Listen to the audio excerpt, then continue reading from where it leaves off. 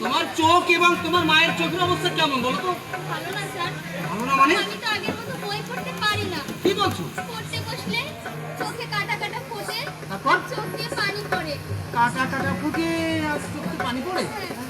আর মায়ের কথা কি বলবো স্যার? আমার মা তো আজকে চোখে কিচ্ছু দেখতে পাচ্ছে না। সে কি? সালাম ভাই, তুমি এদেরকে ডাক্তারের কাছে নিয়ে যাওনি? না মানে ওই ফকিরের কাছে নিয়ে গেছিলাম। বলো কি সমস্যা হয়েছে চোখে আর তুমি কি না ওই ফকির বাড়িতে নিয়ে গেছো? ডাক্তারের কাছে নিতে গেলে তো অনেক টাকার দরকার। এত টাকা আমি পাবো কোথায়? হ্যাঁ, তোমার টাকা লাগবে।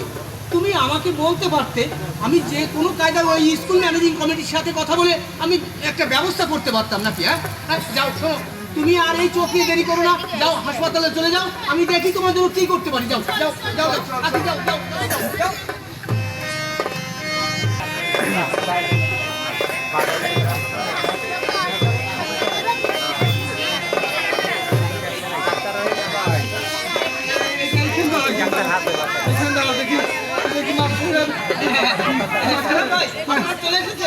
আখি, আমি ডাক্তারের সাথে কথা বলে রেখেছি, যাও তোমার মাকে ভিতরে নিয়ে যাও।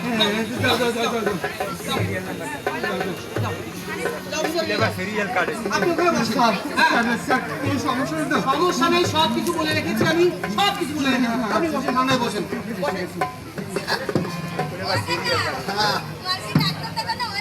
কইছে রে মা, কিন্তু যা কইছে আমার আর বাঁচে তার ইচ্ছে নেই।